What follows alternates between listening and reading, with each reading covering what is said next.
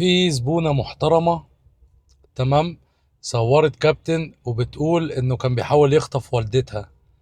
انا اول مرة اسمع عن واحد بيحاول يخطف ست كبيرة دي.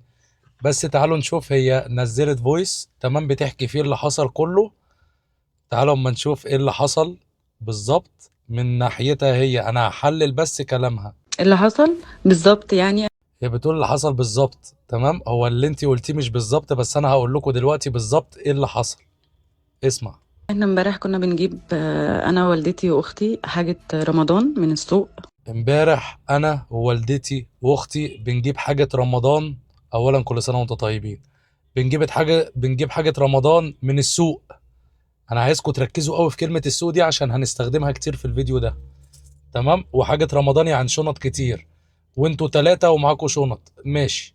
وطلبنا عربية اوبر. اول حاجة ما جالناش في البوينت اللي احنا حاطينها. جه بعيد قوي، رقم بعيد قوي. ايه البوينت دي؟ اه البوينت، تمام. اول حاجة ما جالناش في البوينت اللي احنا حاطينها عشان احنا في سوق ومعرفش يركن في البوينت اللي احنا حاطينها. طيب حته تكنيكال شويه الكباتن بس اللي هتعرف المعلومه دي.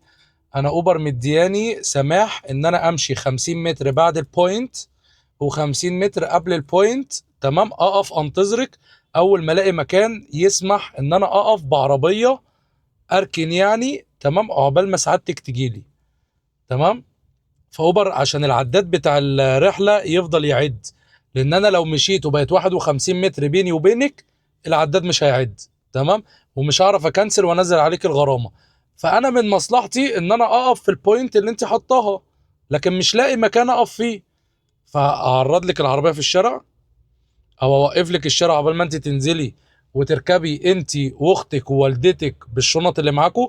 الكلام ده لو انت واقفه مستنياني هوقف الشارع دقيقه ولا دقيقتين واقول لهم معلش، تمام، واركبك وننجز حالنا واركبك، تمام. بتعدي بالحب كده وبعتذر للشارع رغم ان انا ماليش دعوه باللي بيحصل ده، بس انا اللي بعتذر له. وبتركبه، لكن انت ما استنيتيهوش وما كلمتيهوش، قلت له انا معايا شنط ومعايا والدتي، تمام. واعرفكم ازاي هي كلمته ولا لا قبل ما يوصل لها. المفروض انت في حاجه زي كده بتتصلي بالكابتن بتقولي له انا معايا والدتي وانا واقفه قدام المحل الفلاني، عشان مش هتعرفي تمشي. تمام. نكمل. جه بعيد قوي، رقم بعيد قوي. رقم بعيد قوي، ال 50 متر ديت بعيد قوي. ماشي. فاتصلت بيه قلت له. اتصلت بيه وقلت له، يعني معنى كده ان انت ما اتصلتيش بيه قبل ما يجي. تمام. انا معايا شنط تقيلة ووالدتي صايمة ومريضة.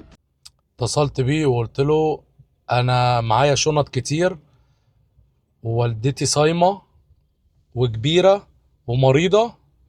هو صيام ايه بالليل؟ معلش، انا على حسب معلوماتي، تمام، ان الصيام اخره الساعه 6 الا تلت والناس بتفطر 5:38 دقيقه بالظبط. تمام. والناس بتفطر. انا مش عارف صيام ايه اللي بيفضل لغايه بالليل ده. انت اخترعتي صيام جديد احنا ما نعرفوش. ماشي. ماشي، انت بتصومي بالليل، ماشي، انت حره بقى. فاستأذنك تيجي، قام قال لي بالظبط كده، قال لي لا مش هعرف ارجع، الطريق زحمة. قلت له تعالى لي في البوينت اللي انا حطاها. تمام. قال لك انا مش هعرف ارجع. ما هو ارجع مرشدين، يعني اجيب مرشدين بالعربيه ارجع بظهري عشان الشارع زحمه. تمام. ما هو معنى ان انا ارجع مرشدين واجيب مرشدين بالعربيه ان انا هرجع انت واقفه ورايا بخطوتين ثلاثه فهرجع لك مرشدين.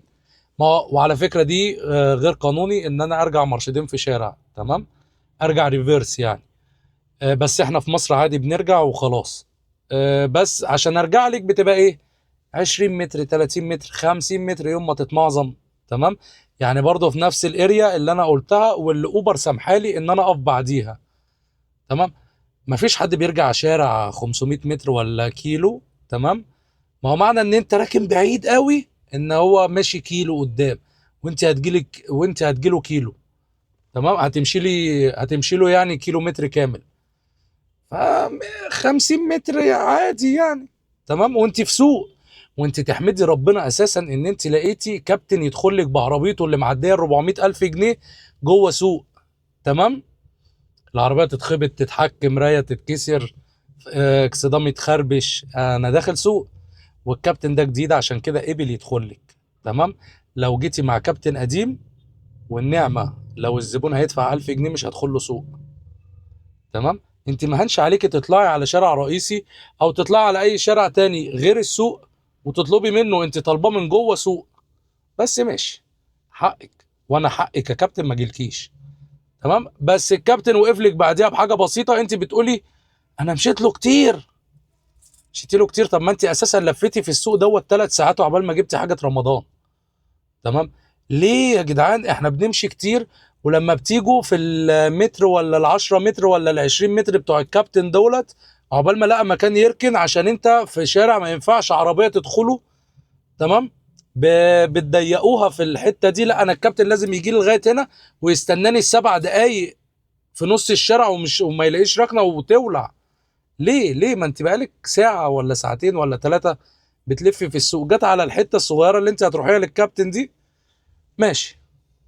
فقلت خلاص مش مشكله. خلاص مش مشكله، تعالي نروح له، خلاص مش مشكله. خلي بالك انت طريقتك في اول فيديو ما كانتش حلوه. تمام. بس هنقول كنت خايفه على والدتك، هديكي عذرك. آه الفويس ده طريقتك برضو مش حلوه فيه. تمام. بس ملناش دعوه، ربنا يصلح لك الحال ويهديكي. تعالي يا اميره نشيل الشنط والحاجه. المهم رحنا له مسافه كبيره جدا. المهم رحنا له مسافه كبيره جدا اللي هي ال50 متر. انا كل ده من كلامها، استنتاج كابتن خبره من كلامها. تمام. لسه هنسمع بقى من الطرف التاني. اما لو شفت الفيديو بتاع كابتن تواصل معايا واعمل معاك فيديو ولو انت تمام او بريء هطلع ابرئك في الفيديو وكلنا معاك وفي ظهرك ما تقلقش. تعالوا نكمل بس. لما رحنا قدام العربيه شدينا شويه بسبب ان هو ما جاش عند النقطه وكده. جينا قدام العربية، ركزوا في الحتة دي قوي.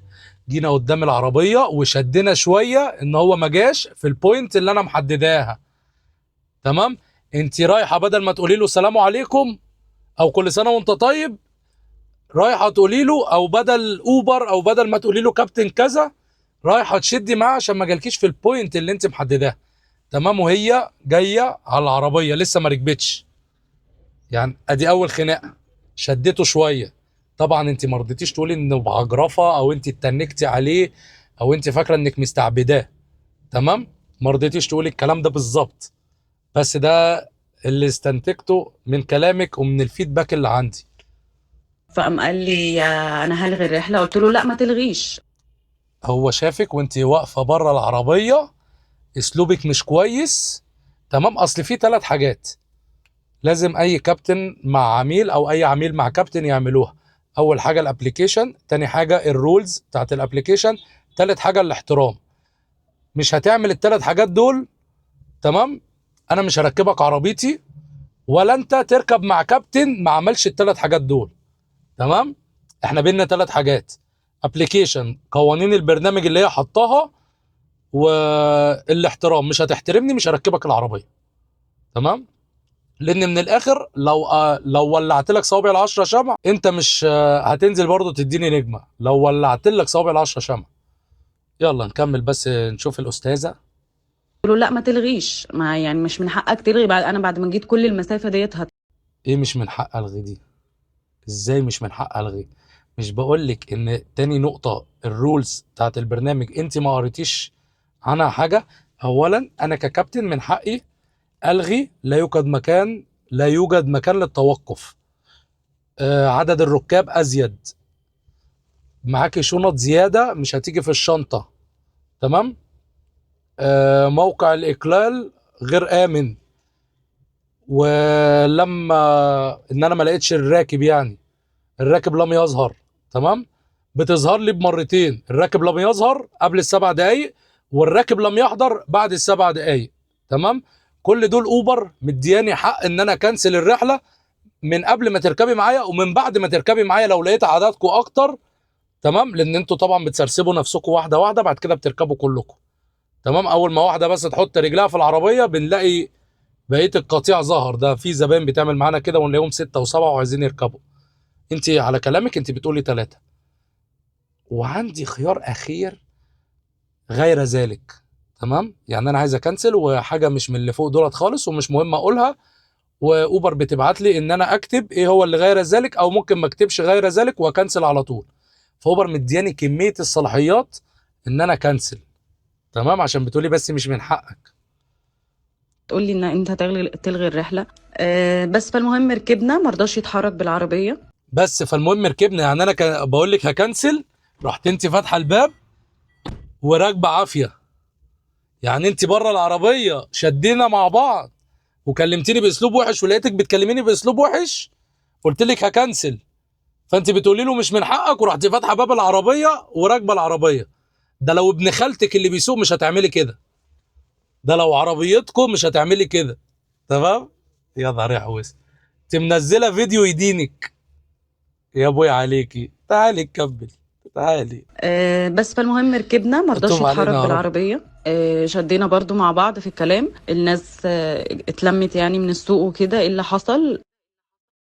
شدينا مع بعض، ادي تاني خناقه. اول خناقه وانت بره وركبتي عافيه، وتاني خناقه الكابتن مش راضي يدور العربيه ويمشي وبيقول لك انزلي. مفيش شويه من الاحمر، مفيش ولا ازرق ولا اخضر ولا اي لون، مفيش خالص. ماشي، الناس اتلمت في السوق. الله، انت لميتي عليه الناس يعني صوتك عالي. طب انا ككابتن وحاطط التليفون قدامي على الهولدر، تمام، والشبابيك عندي مفتحه، اول حاجه بعملها ايه؟ بروح رافع الشبابيك علشان خاطر محدش يدخل ايده من الشباك ويروح ناتش التليفون، ناتش تليفون قدامي حاطه على العدادات. تمام، ناتش اي حاجه من العربيه. ما اصل هم بيجوا لي زي الزغابه كده، واحد من هنا وواحد من هنا وواحد من هنا وواحد من هنا، والزبونه بتكلمني تروشني الاقي تليفوني اتسرق. انا واقف جوه سوق والناس اتلمت حواليا. بس مش دي المشكله، انت لميتي الناس حواليه في السوق. حكى لهم واحنا حكينا للناس. معلش فاصل الاذان يخلص واكمل. حكى لهم عدنا. واحنا حكينا للناس. اما الناس قعدوا يقولوا له خلاص يعني كل سنه وانت طيب ورمضان كريم ودول ستات معاك، وكمل طريقك ومش عارف ايه وكده. ومش عارف ايه وكده. طيب ادي خناقه رقم اتنين. الناس اتلمت، تمام، واللي جاله من هنا واللي جاله من هنا، وهي حكت وهو حكى اللي حصل. تمام، كل ده على مشوار. انا مش فاهم انت كبرت المواضيع ليه. ماشي، الناس لما جت ولاد الاصول حكموا بايه؟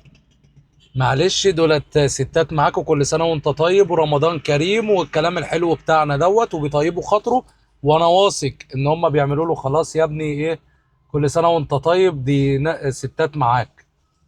تمام، يعني الناس غلطتهم بس ما رضيوش يقولوا كده، هم عايزين يفضوا المشكله، لكن ما غلطوش الكابتن. يعني الكابتن مش غلطان في تاني خناقه اهو.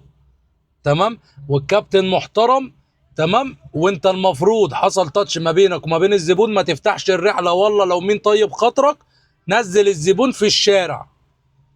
تمام، ما تفتحش الرحله، انا كلامي كله قبل ما تفتح الرحله. طيب الزبونه زي كده ولقيتها مش عايزه تنزل من العربيه ولازقه في العربيه، اتصل بالنجده هتجيلك.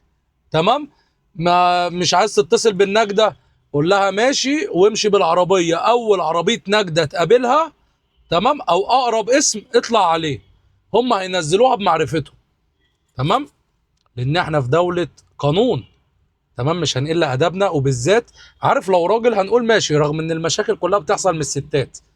تمام، لو راجل هناخد وندي، تمام، وهعرف ارد على راجل، لكن ست مش هنعرف نرد عليها.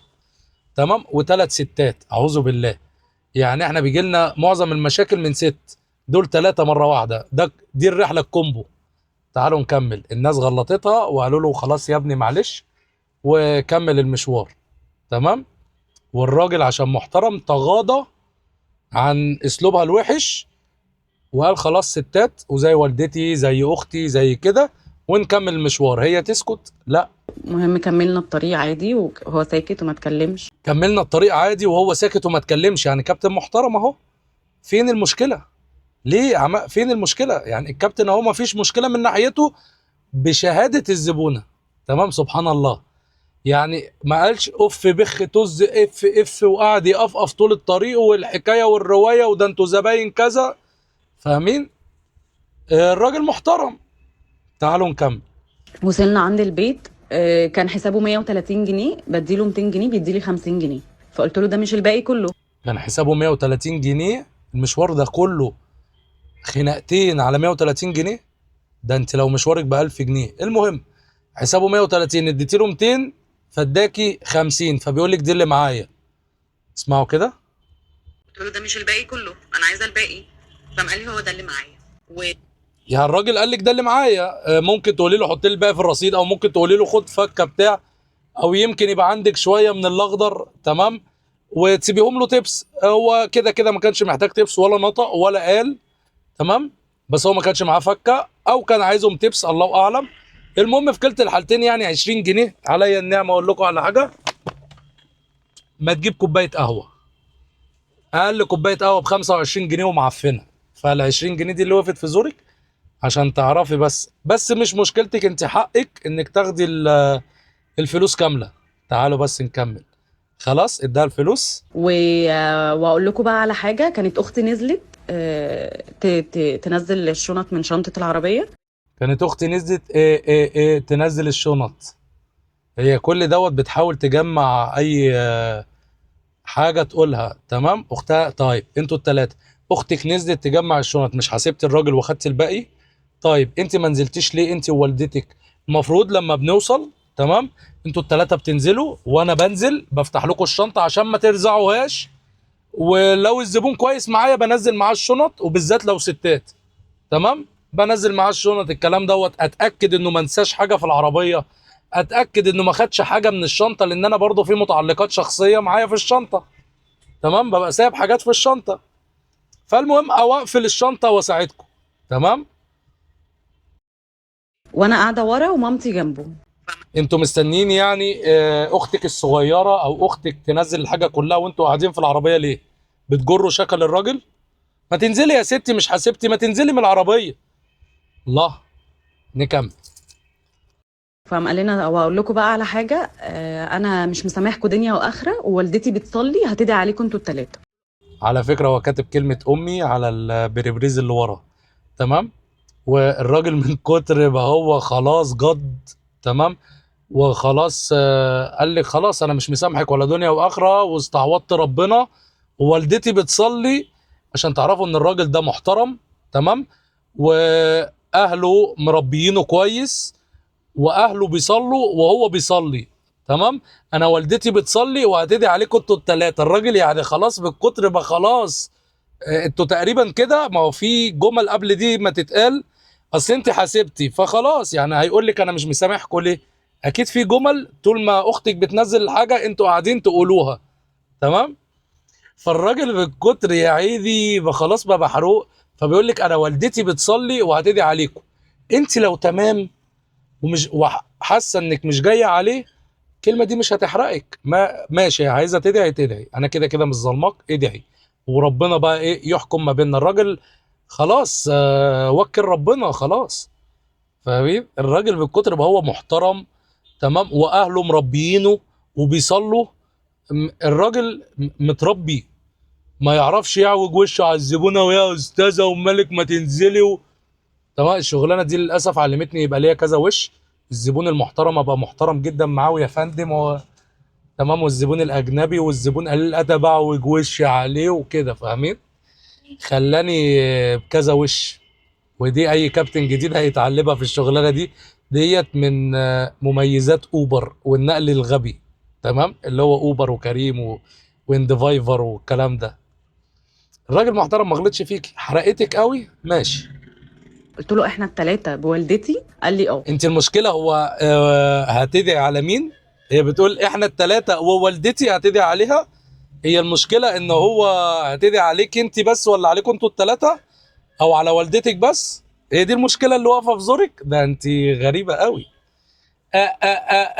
وما عرفتيش تقولي اي قصه، فقلت الموضوع ده بس ماشي. دي حاجه لصالح الكابتن، حتى لو انت عملتي بس دي لصالح الكابتن، تمام. انا بحلل المكالمه بتاعتها. انا واثق مليون في المية ان 99% من الكلام اللي انا بقوله ده لما الكابتن كل دوت بنسمع من طرفه هي، لما الكابتن يشوف الحلقة دي واعمل معاه حلقة بإذن الله هتعرفوا ان انا كلامي صح. خبرة بقى. كبل. قلت لها طب يا ماما انزلي عشان انا ما لمش عليه الناس هنا. طب يا ماما انزلي عشان انا ما لمش عليه الناس هنا.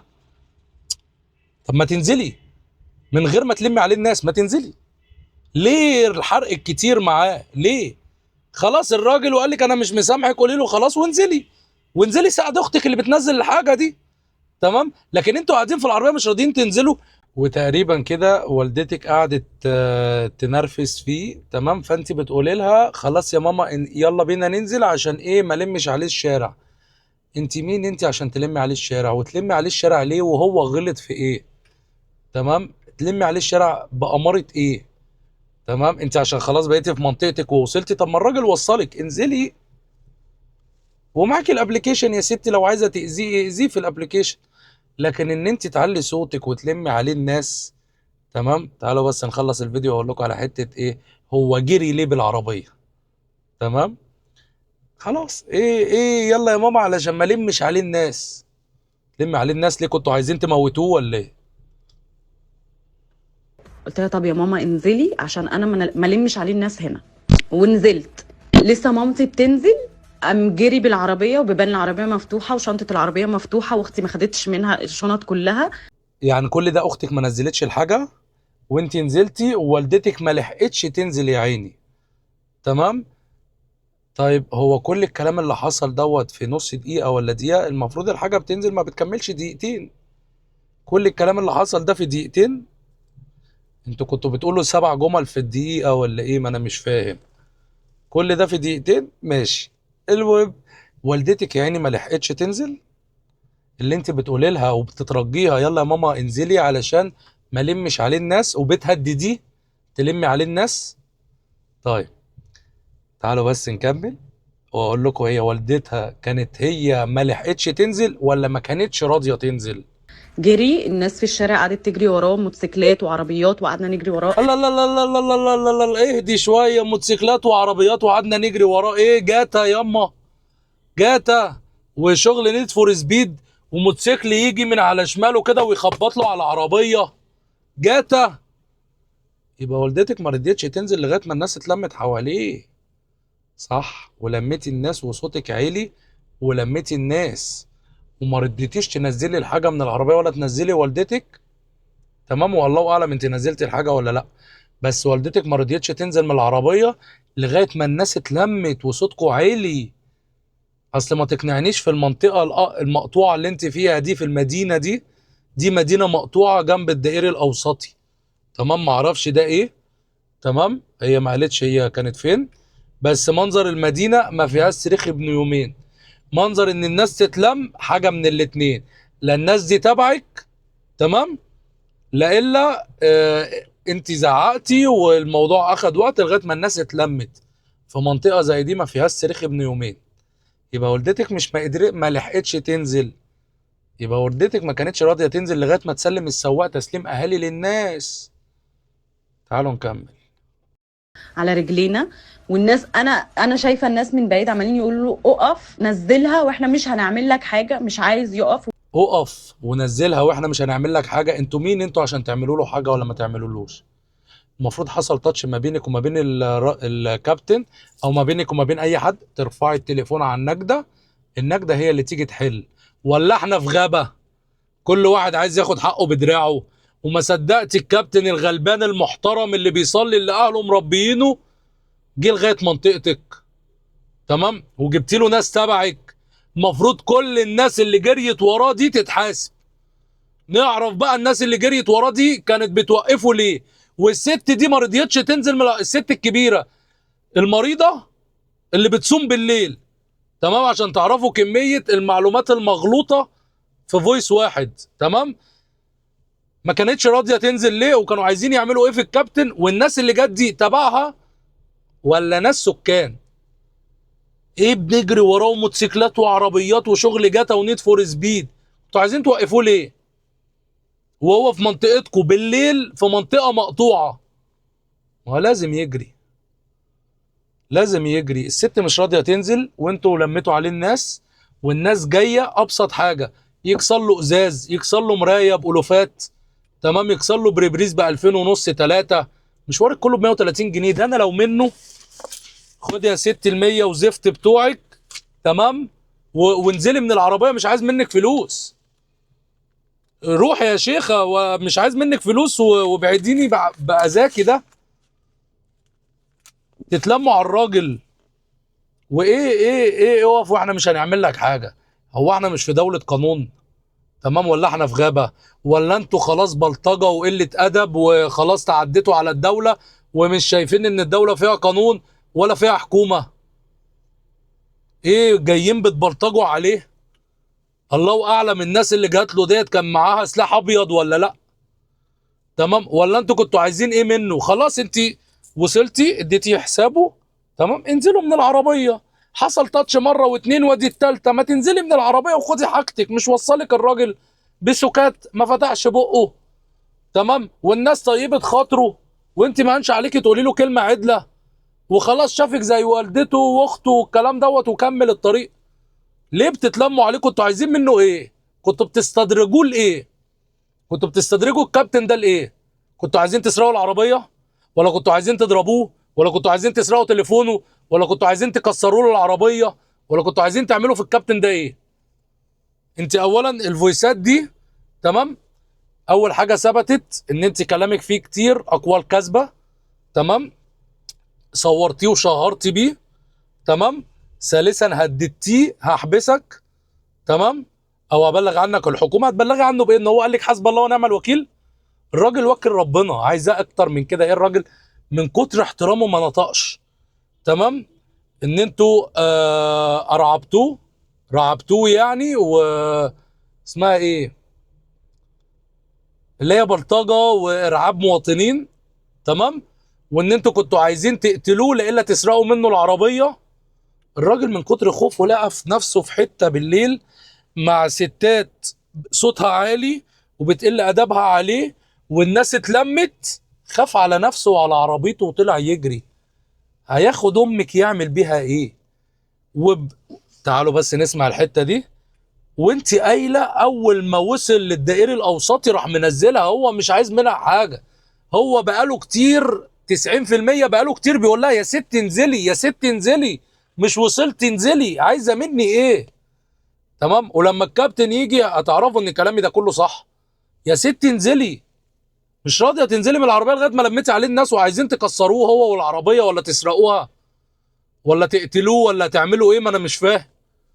تمام، الراجل من كتر خوفه لقى ناس كتير في دنيا في حته ضلمه، تمام، مع ستات شبهكو، والناس بتقول له اقف ومش هنعمل لك حاجه، والنبي لا لا لا، والنبي والنبي اقف ومش هنعمل لك حاجه.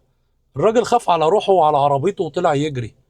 واول ما خلاص سلك من البلطجيه اللي كانوا بيجروا وراه، تمام، وبيخبطوا له على العربيه كده، وموتوسيكل يخبط له على العربيه كده، تمام، والله اعلم بقى كسر له ازاز ولا كسر له حاجه في العربيه، تمام.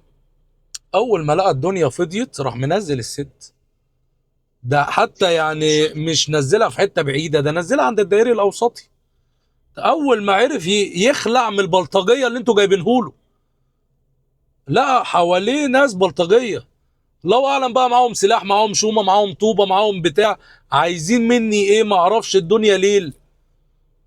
تمام، انت بالفويس ده وديتي نفسك في داهيه، والكابتن لو شاف منشنه للكابتن، ودي اول مره لو حد يعرف الكابتن ده منشنوا له، ودي اول مره اطلبها منكم. انا عايز كلكم تشيروا الفيديو ده على اوسع نطاق عشان نوصل للكابتن، واحنا وراك وما تقلقش ومش هنسيبك.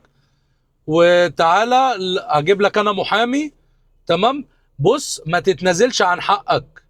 لو انت مظلوم ما تتنازلش عن حقك، والقضاء انا واثق فيه ان هو هيجيب براءتك وهتطلع، وما تتنازلش عن حاجه من اللي انا قلتهم لك دول.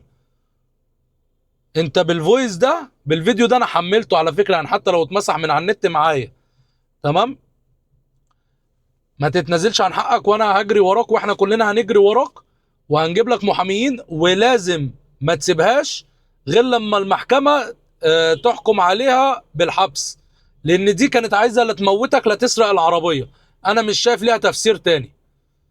لو جت بتبوس ايدك كده تمام وراسك، اوعى تتنازل، علشان ده كده انت دخلت في بانيك، في رعبوك يعني بطريقه بنت لذينه، ان انت تطلع تجري بالعربيه زي الفيديو ده كده والناس تجري وراك. اوعى تسيب حقك. وشيروا يا جماعه الفيديو ده، عايز ابعته لنفسك على الواتس، كل ده علشان الكابتن نعرف نوصل له ويشوف الفيديو ده. شيروه، دي اول مره اطلبها. شيروا الفيديو ده على اوسع نطاق، جروبات، ابعتها لنفسك، ابعتها لاي حد من اصدقائك. تمام؟ اعمل لها شير على صفحتك الشخصيه، مش عايزها تظهر على صفحتك الشخصيه. اعمل لها شير واعملها انا فقط. تمام؟ ما تظهرش لحد يعني. ابعتها لنفسك في الواتس. المهم ان انا عايز خوارزميات بتاعت اليوتيوب والفيسبوك ترفع الفيديو ده عشان نوصل للكابتن. السلام عليكم.